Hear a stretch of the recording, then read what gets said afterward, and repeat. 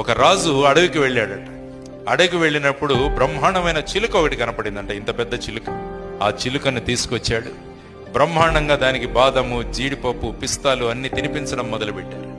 దానికేముంది, హాయిగా కంఫర్టబుల్గా ఉంది లైఫ్. అడవిలో ఉంటే ఎగరాలి, పరిగెత్తాలి, దేన్నో పట్టుకోవాలి, తినాలి, ఎక్కడ జాంపండు ఉందో కనుక్కోవాలి, ఆ చెట్టు మీదకి ఎగరాలి, ఇవన్నీ. కానీ ఇక్కడ ఏం లేదు, మన దగ్గరికి అన్నీ వస్తాయి. ఒక వారం తర్వాత రాజు తన కిటికీ తెరిస్తే ఇది బ్రహ్మాండంగా ఎగురుతూ ఉంటుందేమో అనుకుంటే అది అక్కడే కూర్చున్నది. అడవిలో బ్రహ్మాండంగా ఎగిరింది, ఇక్కడేంటి ఇలా కూర్చుందని చెప్పేసి చాలా బాధపడి ఒక ప్రకటన వేయిస్తాడు. ఈ చిలుకను ఎవరైనా ఎగిరేటట్టు చేస్తే వాళ్ళకు బహుమతినిస్తాను అన్నారు. చాలా మంది వచ్చి ప్రయత్నించారు, కానీ అది ఎగరట్లా. ఫైనల్ గా ఒక రైతు వస్తాడు. రైతు ఒక గొడ్డలి తీసుకొని వచ్చి అది ఏ కొమ్మ మీద కూర్చుందో ఆ కొమ్మను కట్ చేసేస్తాడు. అది వెంటనే ఎగురుతుంది అనమాట. కాబట్టి మనం కూడా లక్ష్య సాధనలో ముందుకు వెళ్ళాలంటే కంఫర్ట్ జోన్ నుంచి బయటపడాలి.